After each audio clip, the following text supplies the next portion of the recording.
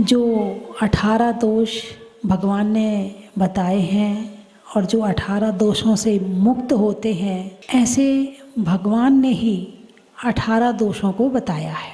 दोषों के विषय में चर्चा चल रही है, मैंने बताए भी थे। जन्म, क्षुत्, पिपासा, जरातंक, जन्मांतक, भयस्मया, नाराग, द्वेष, मोहस्य यस्याप्ता सा प्रकीर्त्यते। चर्चा चल रही है जन्म पर। किस पर? जन्म।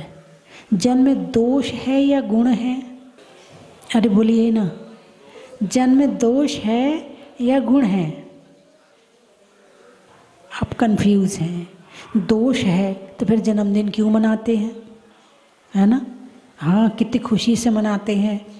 जिनके पास 1000 होते हैं वो 1000 खर्च करते हैं, जिनके पास करोड़ होते हैं वो लाख खर्च करते हैं, जिनके पास अरब होते हैं वो करोड़ खर्च करते हैं, है ना?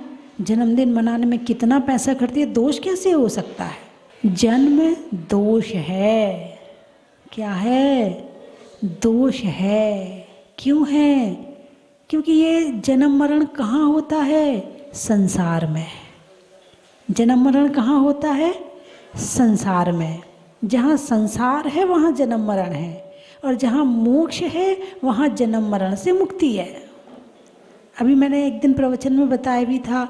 आप लोग पूजा करते हो, बोलिए ना, जल चढ़ाते हो, क्या कहते हो? यदि जन्म गुण है तो फिर नाशने की बात क्यों करी है? और सबसे पहले नंबर पे, बाद में मोहांधकार, बाद में और चीज़ें। तो जो बाद की चीज़ें हैं ना, वो सारी बाद की चीज़ें उपाय है। मोह नाशना उपाय है, अष्टकर्म को अलग छोड़ना उपाय है, यानी ये सब उपाय हैं। लेकिन मूल क्या है? जन्म जरा मृत्यु विनाशनाय, संसार ताप विनाशनाय।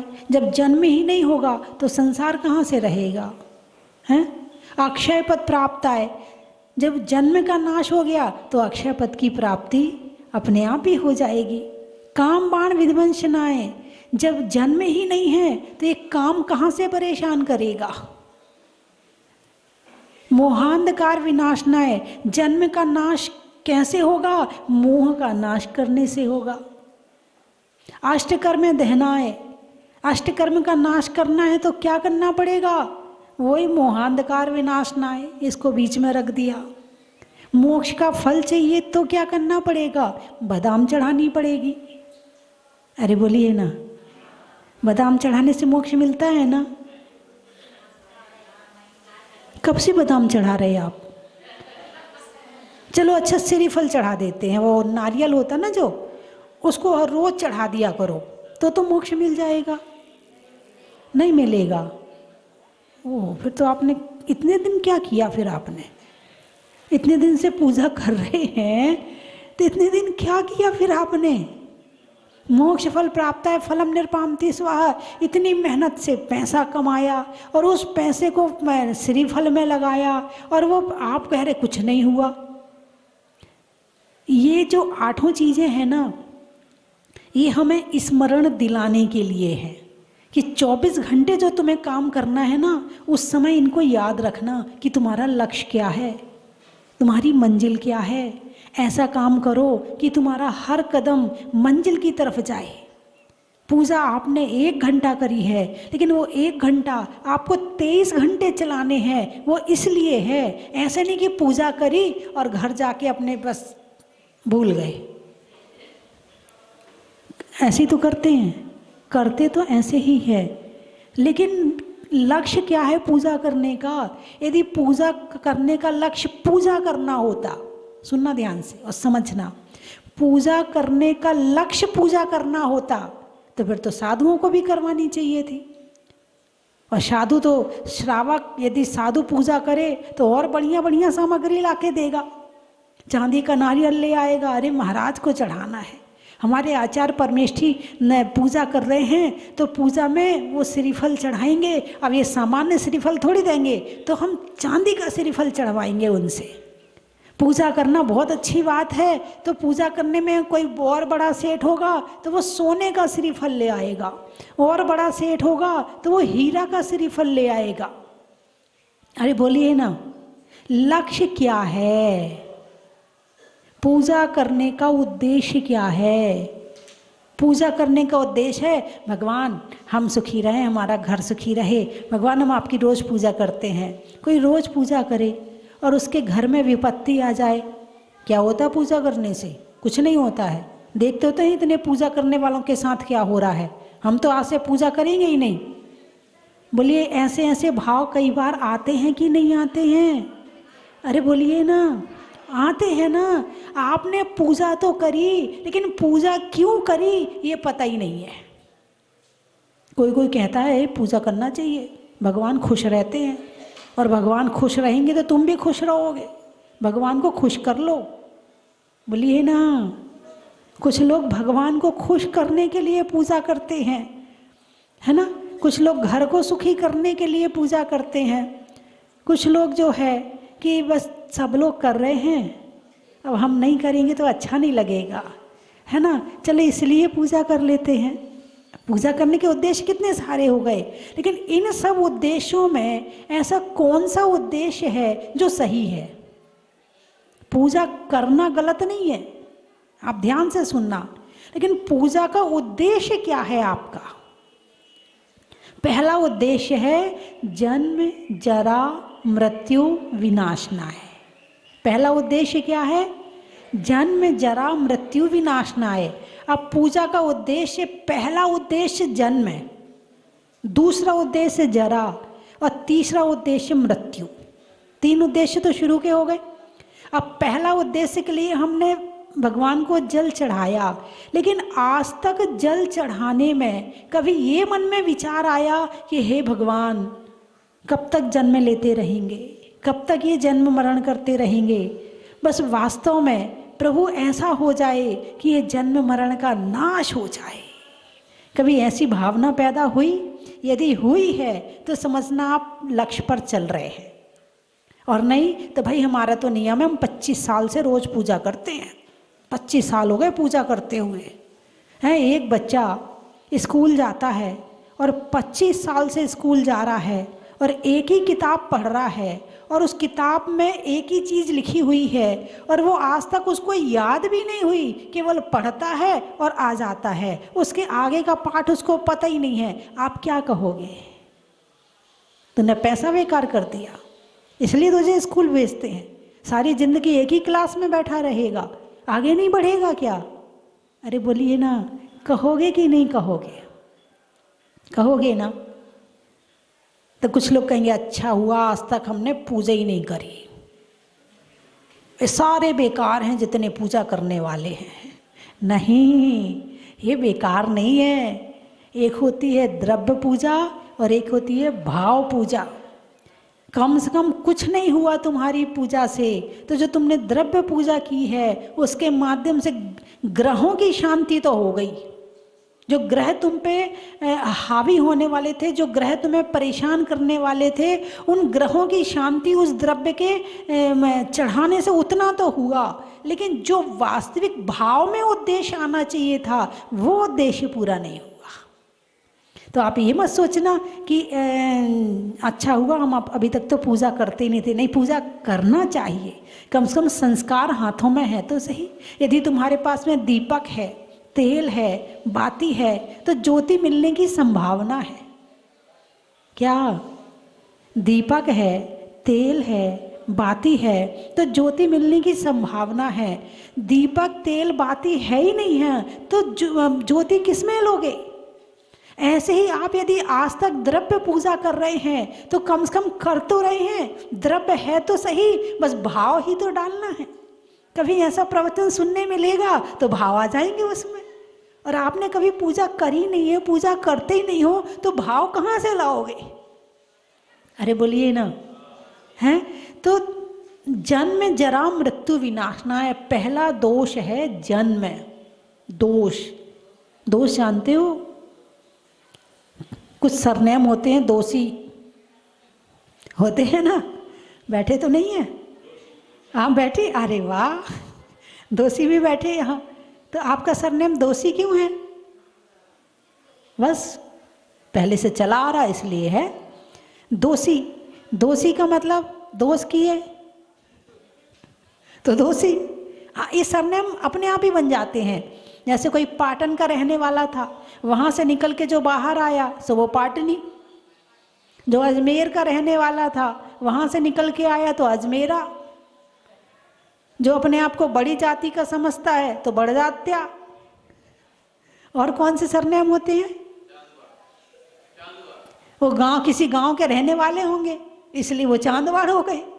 चांदवाड़ गांव, मतलब सरनेम कोई होते नहीं है, ये रहते रहते गांव का नाम जो पीछे लेबल होता है ना, वो सरनेम बन जाता है। अक्सर आप देखना। तो जन्म दोष है, तो जन्म के दोष को नष्ट करने का उपाय क्या जल चढ़ाना है, या उस चीज को याद करना है कि ये जन्म दोष है और इसे मुझे नष्ट करना है। और जब मुझे ये पता चल गया कि मेरा ये दोष है, तो अब मैं शास्त्रों को पढ़ूंगा और ढूंढूंगा कि ये जन्म का नाश कैसे होता है। ये भी पूजा में नहीं लिखा कि जन्म का नाश कैसे होता है, लेकिन वो अनादिकाल से जग में स्वामिन जल से शुचिता को माना, शुद्ध निजाता में सम्यक रत्ना त्रय निधि को नहीं पहचाना। अब निर्मल सम्यक रत्नात्रय जल्ले, श्री देव शास्त्र गुरु को ध्याऊं, और विद्यमान श्री 20 तीर्थंकर सिद्ध प्रभु जी के गुण गाऊं। अब यहाँ चिंतन जागृत होना चाहिए। भगवान, ऐसा बताया जाता है कि आपकी आत्मा और मेरी आत्मा एक जैसे है, फिर मैं आपकी पूजा क्यों करूं? जब मुझे आपने बताया है कि मैं भी भगवान हूं, तो मैं आपकी पूजा क्यों करूं? फिर यही उत्तर इसमें दिया कि अनादिकाल से जग में स्वामिन हैं। भगवान ने जल से शुद्धि को शुद्धि नहीं माना, तो उन्हें किससे शुद्धि को माना? रत्नात्रय के जल से आत्मा को धोया। अब प्रश्न उठेगा, ये रत्नात्रय क्या है? तो फिर शास्त्र में ढूंढो, प्रवचन में ढूंढो, है ना। क्या है रत्नात्रय? बोले सम्यक दर्शन, सम्यक ज्ञान, सम्यक चारित्र, ये रत्नात्रय है। भाई इससे क्या होता है? बाहर के जल से इस शरीर की शुद्धि होती है, और रत्नात्रय से आत्मा की शुद्धि होती है। और आत्मा शुद्ध हो जाए तो शरीर अपने आप शुद्ध हो गया। आत्मा शुद्ध हो जाए तो शरीर अपने आप शुद्ध हो गया। पहली बात, कब तक? जब तक शरीर सहित संसार में हो। और जब कर्मों का नाश हो गया तो आत्मा पूर्ण विशुद्ध हो गई। अब कोई कर्म नहीं बचा, शुद्ध आत्मा निकल के आ गई। जैसे दूध है, दूध में घी है कि नहीं? अरे बोलिए ना, कहाँ दिख रहा है? कोई दिखा के बताए मुझे। ऐसा कौन सा लेंस बना है कि जिसमें दूध में घी दिखता हो? अब दूध से मलाई बन गई, मलाई से घी बन गया, ठीक है। एक प्रोसेस तो ये है। और एक है कि पहले दूध, उसका दही बना दिया, फिर दही का मक्खन निकाला, है ना, और छाछ नीचे रह गया और मक्खन मक्खन ऊपर आ गया। अब मक्खन ऊपर आए, अभी भी घी नहीं दिख रहा। घी है कि नहीं है? यदि दूध में घी ना हो तो प्रयास क्यों करें? फिर दूध में घी है, हम जानते हैं इस बात को कि दूध में घी है, इसलिए हम मेहनत कर रहे हैं। कोई पानी में मेहनत नहीं करता पानी से घी निकालने की। हर कोई दूध में ही मेहनत करता। क्यों करता है? क्योंकि उसे पता है कि दूध में घी है, इसलिए मेहनत किस में कर रहा है? दूध में कर रहा है। उसने दही बनाया, दही से मक्खन बनाया, मक्खन से को फिर गर्म किया, तब घी निकला। ऐसे ही इस आत्मा में भगवान है। अब मेहनत कहाँ करोगे? बाहर करोगे या अपने अंदर में करोगे? आत्मा में, इस शरीर में आत्मा है और आत्मा भगवान है। आत्मा भगवान है, इस बात का ज्ञान होना सबसे पहले जरूरी है। क्या कहा मैंने? इस शरीर में आत्मा है और आत्मा ही भगवान है। जैसे दूध में घी है, ऐसे शरीर में आत्मा है ना। अब ये आत्मा, जैसे दूध से घी बनाना तो आता है, अब इस आत्मा को भगवान बनाना आता है कि नहीं आता है? हैं? पूजा करते हो ना, जन्म जरा मृत्यु विनाश में, जल से पूजा कर लो, आत्मा शुद्ध हो जाएगी। हाँ या नहीं? नहीं तो क्या करना पड़ेगा? रत्नात्रय। क्या करना पड़ेगा? सम्यक दर्शन, सम्यक ज्ञान, सम्यक चारित्र्य। सबसे पहले ये श्रद्धा दृढ़ करनी पड़ेगी कि मेरी आत्मा भगवान है। तुमने ये श्रद्धा दृढ़ कर ली कि दूध में घी है, और सामने वाला यदि पतला दूध लेके आए तो भी श्रद्धा खत्म होती है क्या? भाई घी तो है ही इसमें, हम नहीं निकाल पा रहे बात अलग है, लेकिन घी इसमें है ना। ऐसे ही इस आत्मा में, इस शरीर में आत्मा है, आत्मा मेरी भगवान है, ये दृढ़ श्रद्धान करना होगा। और जब तुम्हें शरीर में आत्मा और भगवान दिखने लगे तो समझना सम्यक दर्शन, सही दर्शन शुरू हो गया। अभी शरीर में आत्मा नहीं दिखती है, अभी शरीर में भगवान नहीं दिखते हैं। अच्छा, तुम्हारे घर में परिवार में कितने लोग हैं? 4 जने हैं। उनमें आत्मा है कि नहीं है? आत्मा है। उनमें आत्मा है या वो आत्मा है? वही आत्मा है। 4 आत्मा है आपके घर में, है ना। किसी अजैन से मत कह देना 4 आत्मा है, वो कहेगा तुम्हारे घर हम नहीं आएंगे, तुम्हारे यहाँ आत्माएं हैं। क्योंकि वो आत्मा का मतलब केवल व्यंतरवादा ही जानते हैं। ये आत्मा शब्द तो केवल जैन धर्म ही आपको ऐसा मक्खन की तरह निकाल के देता है। तो आपके घर में 4 आत्मा है। अब ये श्रद्धा करो कि वो भगवान आत्मा है। क्या श्रद्धा करना है? जब तुम खुद में श्रद्धा करोगे तो तुम्हें सामने वाले में भी भगवान दिखेगा, सामने वाला भी भगवान नजर आएगा। अब तुम सामने वाले की हत्या कर सकते हो क्या? सामने वाले पे जुल्म कर सकते हो क्या?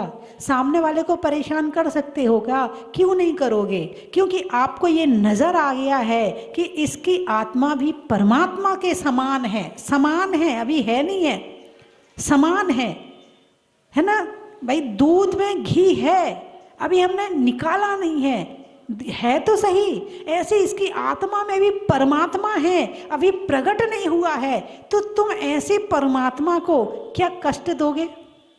क्या दुख दोगे? क्या परेशान करोगे? अरे बोलिए ना, नहीं करोगे। जब तुम्हें किसी आत्मा में परमात्मा दिखने लगे तो तुम्हारी कषाएं शांत हो जाएंगी, तुम्हारा मन शांत हो जाएगा। तुम्हारी वचन वर्गणाएं, जो तुम दूसरे को उल्टा सीधा बोलते हो, दूसरे का अपमान करते हो, दूसरे पर व्यंग्य करते हो, दूसरे से ईर्ष्या करते हो, ग्लानि करते हो, ये सारी चीज खत्म हो जाएंगी। और यहीं से आपको क्या हो गया? सम्यक दर्शन। दर्शन का क्या मतलब होता है? देखना। दर्शन का क्या मतलब होता है? देखना। अब आपकी श्रद्धा समीचीन हो गई, आपको आत्मा में परमात्मा नजर आने लगा। अब तुम आगे का सोचोगे, अब मैं परमात्मा तो हूं, लेकिन मैं बनूं कैसे? हूं तो सही, लेकिन अभी वर्तमान में नहीं हूं। जो वर्तमान में है उनकी पूजा करने आए हो क्या? जो वर्तमान में हमने जिन बिंब स्थापित किया है उनमें हमने तीर्थंकर की स्थापना करी है और हम उनकी पूजा करने आए हैं। तो उनकी पूजा करते करते वो उनके गुण और अपने दोषों का निरीक्षण हो जाता है। पूजा क्या है? भगवान के गुणों का और अपने दोषों का निरीक्षण पूजा है। और यदि पूजा करते करते ये निरीक्षण हो गया तो समझना आपको सम्यक दर्शन होने में देर नहीं लगेगी। है सम्यक दर्शन के उपायों में एक जो है जिनबिंब दर्शन, उपदेश है ना, गुरु का उपदेश, जिनबिंब दर्शन, जाति स्मरण, ये सम्यक दर्शन के उपाय हैं। तो जिनबिंब दर्शन, दर्शन तो किए मगर इनकी आत्मा के दर्शन नहीं किए। अभी जिन बिंब के दर्शन किए हैं, जिन बिंब के माध्यम से जिनके दर्शन करने हैं। जिनेंद्र भगवान के दर्शन करने हैं, और जब उनके दर्शन करने के लिए खड़े होगे तो क्या बोलते हो आप भगवान से? जब आप भगवान के दर्शन करते हो तब भगवान से क्या कहते हो? निर्गंधक्षतान पुष्पशल्य दीप पासना देवी आपकी कौन थी वो मुझे पासने पामतीस गए बाबूजी। इतने करते ना, तो दर्शन कहाँ किए आपने? अभी दर्शन कहाँ हुए आपके? जिन बिंब के दर्शन कहाँ हुए? अरे बोलिए ना, कब से कर रहे हो दर्शन? कब से कर रहे हो? और अभी तक आपको भगवान के दर्शन नहीं हुए। करने क्या गए थे? भगवान के दर्शन हुए? अरे बोलिए ना, नहीं हुए। और जिस दिन आपको इस जिन प्रतिमा में परमात्मा के दर्शन हो जाएंगे, उस दिन सम्यक दर्शन हो जाएगा। ऐसी विशुद्धि आएगी। वो आप दर्शन स्तुति पढ़ते हो कि नहीं मुझे नहीं पता है, लेकिन बड़ा आनंद आता है उस स्तुति को पढ़ो। ऐसा आनंद आता है, ऐसा आनंद आता है, बस साक्षात परमात्मा दिखने लगते हैं। कभी आपने पढ़ी कि नहीं पढ़ी? सकल गेय ज्ञायक तदपि निजानंद रसलीन, सो जिनेंद्र जयवंत नित अरि रज रहस विहीन है। सकल गे ज्ञायक तदपि। अब आप कहोगे ये गे कहाँ से आ गया? बात तो कर रही हूँ मैं जन्म की। अब दर्शन करने ही नहीं आता है तो जन्म मरण नष्ट कैसे करोगे? तो सकल गे, गे ज्ञायक तदपि। गे जानते किसे कहते हैं? ज्ञान, ज्ञाता और गे, तीन शब्द समय सार में आपको बहुत अधिक प्रयोग में मिलेंगे। क्या? ज्ञाता, ज्ञान और गे, तीन शब्द हो गए ना। शब्दों को याद कर लो पहले। ज्ञाता, ज्ञान और गे, तीन चीजें। अब आप बोलिए,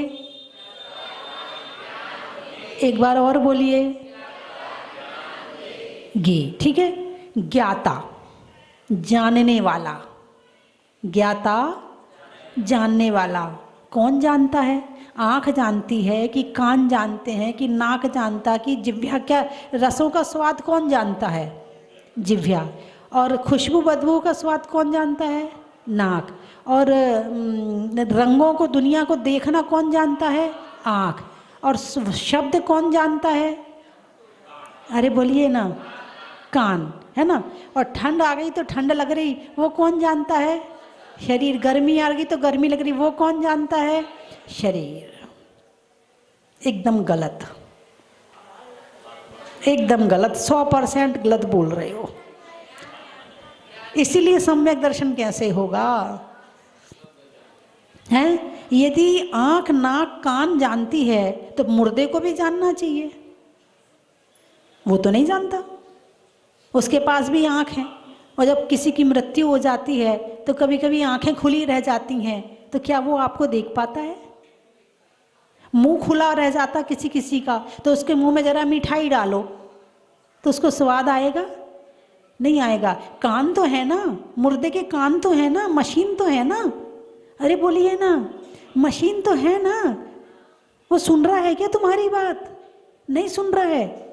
अच्छा, तो जब मुर्दे को अग्नि लगाते हैं तो मुर्दे को उठ के भागना चाहिए? बताओ।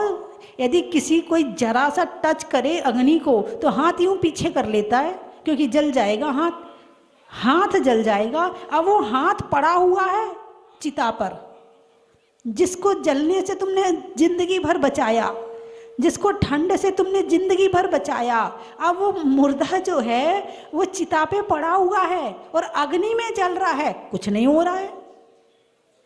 बोलिए हाँ या ना? तो फिर कौन देखता है? कौन ये गर्मी सर्दी महसूस करता है? अच्छा, बड़ी देर से लाइन पे आए हैं। इतनी देर से आत्मा की बात बता रही थी। तो क्या कौन सूंघता है? कौन सुनता है? मैं आपको प्रवचन सुना रही हूँ, कौन सुन रहा है? कान या आत्मा? वाह, चलो भूलोगे तो नहीं, दोबारा तो नहीं बताना पड़ेगा। चलिए अच्छी बात है। तो आत्मा ज्ञाता, आत्मा क्या है? ज्ञाता। ज्ञाता यानी जानने वाला, ज्ञाता यानी जानने वाला। अब समझ में आया? आत्मा का कौन सा गुण है? जानने वाला। आत्मा कैसा है? जानने वाला। आत्मा कैसा है? जानने वाला। ठीक है, ज्ञाता। दूसरा शब्द है ज्ञान, दूसरा शब्द है ज्ञान। किससे जानते हो? ज्ञान से जानते हैं। किसको जानते हो? ज्ञेय को जानते हैं। अच्छा, आप अपने कपड़ों को जानते हो, कपड़े ज्ञेय हैं। आप अपने शरीर को जानते हो, शरीर ज्ञेय है। शरीर की बीमारियों को जानते हो तो वो बीमारियां ज्ञेय हैं। ठीक है, आप के घर से जितने बाहर निकल रहे हैं लोग, उनको जानते हो? अरे बोलिए ना। नहीं जानते, बस जान रहे कि कोई है। भाई कोई है जान रहे हो ना, वो भी ज्ञेय है। गाड़ियों को जानते हो? अरे बोलिए ना। मकान को जानते हो, नोटों को जानते हो, सोने को जानते हो, चांदी को जानते हो, हीरा पन्ना को जानते। कितना जानते वो बात अलग है, लेकिन जानते तो हो ना। तो वो सब वस्तु क्या हो गई? ज्ञेय।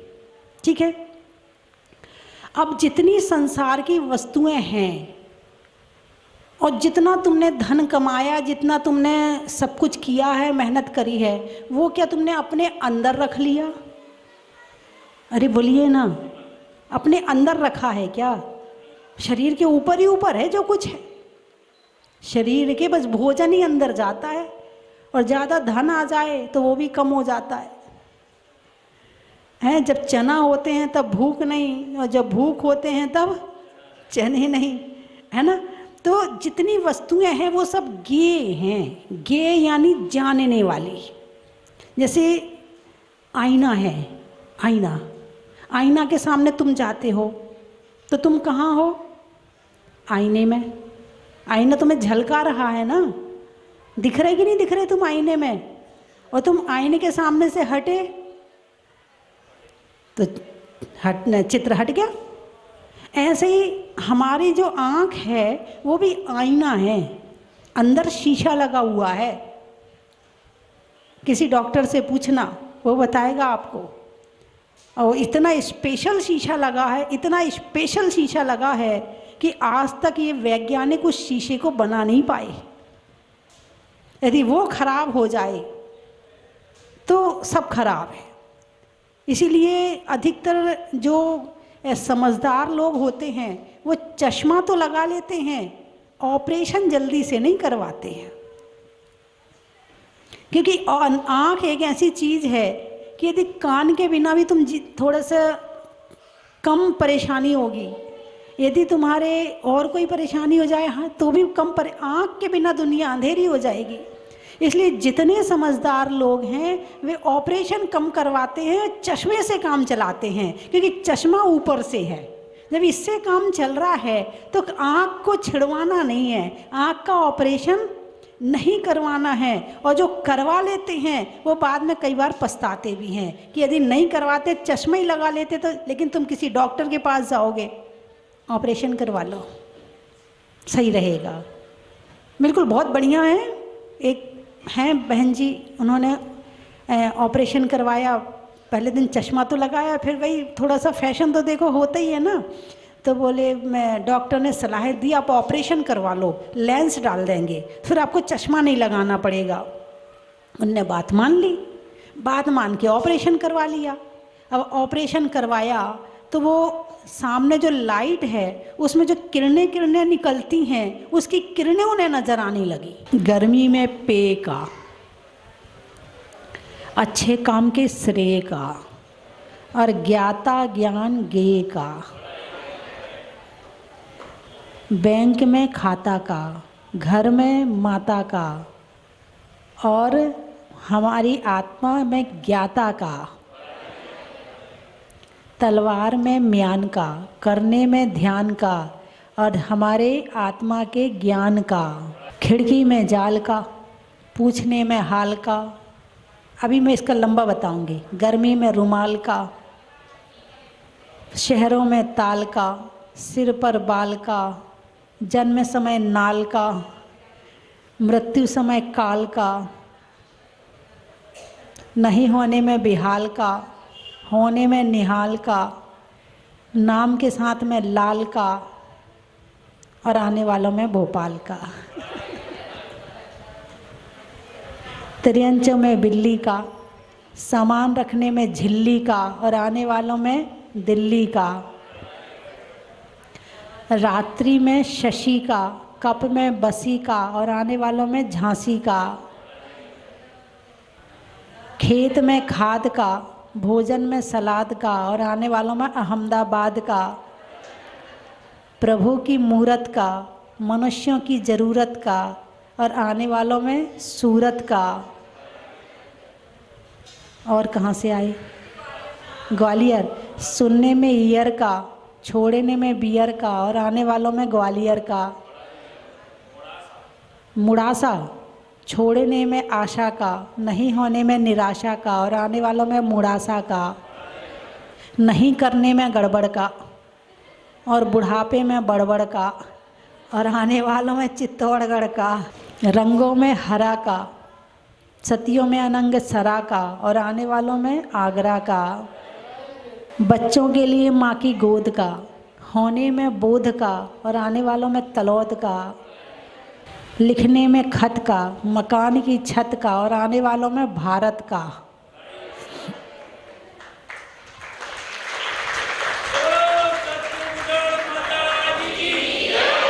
मनुष्यों के प्रभाव का, सुधरने में भाव का, और आने वालों में महाराष्ट्र कोपरगांव का। सागर। शैली में नागर का, पानी में गागर का, और आने वालों में सागर का। स्वभाव में नर्म का, भोजन में गर्म का, और जीवन में धर्म का। स्कूल में सेशन का, रसोई में बेसन का, और 19 तारीख को होने वाले अधिवेशन का। रसोई में बर्तन का, बच्चों में नर्तन का, और 19 तारीख को होने वाले पिछी परिवर्तन का। बोलिए 24वें भगवान की। हम बहुत ही खुश हैं यहाँ पे आके, बहुत प्रसन्नता हुई बाबा के दर्शन करके, अभिषेक करके, शांतिधारा करके हमको बहुत ही अति प्रसन्नता अनुभव हुई, और आगे भी हम इसी तरह यहाँ आते रहें, यही हमारी भावना है। मेरा सौभाग्य रहा कि जो आज प्रभु जी की मुझे शांतिधारा करने का सौभाग्य प्राप्त हुआ। सबको जय जिनेन्द्र। और मुनि सुनील सागर जी महाराज जी का वहाँ पर 55 पीछे आई हुई हैं हमारे यहाँ, और हम पहली बार जहाजपुर आए हैं, और हम लोगों को बहुत ही आनंद आया है यहाँ पर। महाराज जी सुनील सागर महाराज जी का 54 हुआ है, 55 पीछे आई हुई हैं, और पहला आर हमारे यहाँ हुआ है, हमारी बहू रानी ने लगाया है, पहली बार आर लगाया था, और हमारे यहाँ आर हुआ उनका, बड़े महाराज जी का। ये मेरे मौसी जी है, उनके साथ बड़ा चमत्कार हुआ है। उनकी एक आंख का ऑपरेशन जो सक्सेसफुल नहीं था, लेकिन दूसरे दिन उन्होंने टीवी चालू करके ऐसे सोचा कि आज मैं अभिषेक सुनती हूँ, और जैसे ही अभिषेक चालू किया तो उनको भगवान की मूर्त दिखने लगी, और तभी उन्होंने ठाना कि मैं जहाजपुर जाऊंगी और सोने की आंख चढ़ाऊंगी। तो ये बड़ा चमत्कार उनके साथ हुआ है। बोले मुनि सुव्रतनाथ भगवान की जय। पहले भी बहुत बार आए हुए हैं, लेकिन पहली बार शांतिधारा करी है हमने। यहाँ बहुत आके बहुत अच्छा महसूस होता है, इसलिए हम बार बार सब परिवार सहित सभी लोग हम यहाँ पधारे हैं, तो हम बार बार यहाँ आना चाहते हैं। यहाँ मंदिर में हमें बहुत अच्छा लगा।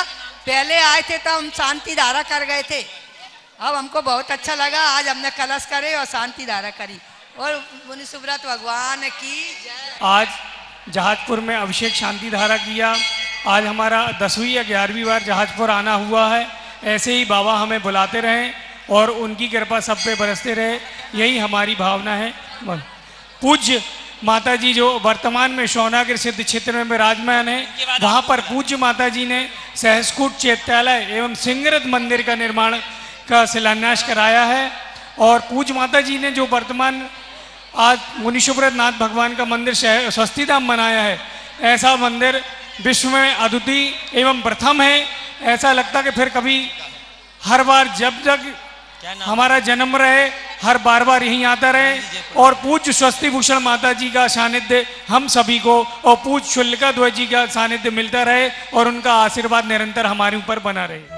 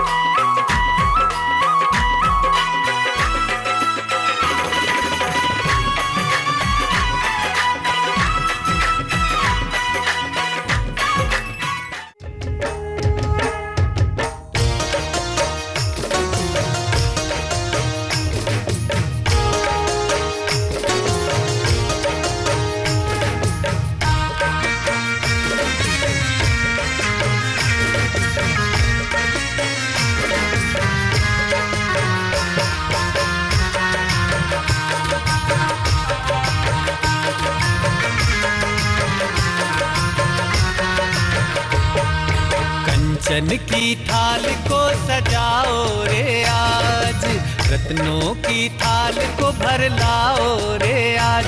आओ आओ करे रे गुणगान आरती भगवन की, आओ आओ करे गुणगान आरती भगवन की।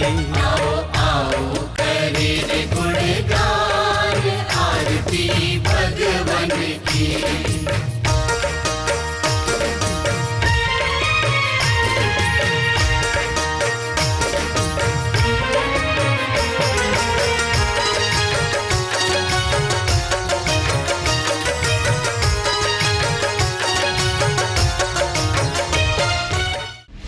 अपने इस मानव भव को सफल बनाने का आपके जीवन में आया है अभूतपूर्व अवसर।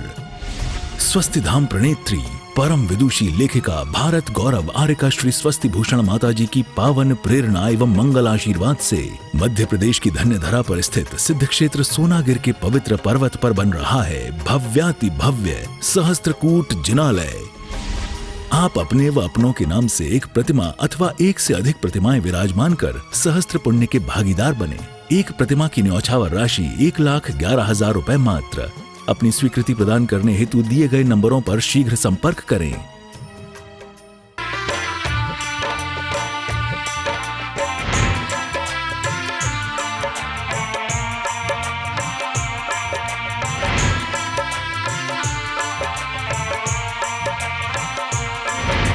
चलो रे चलो रे चलो चलो रे चलो रे चलो चलो जहां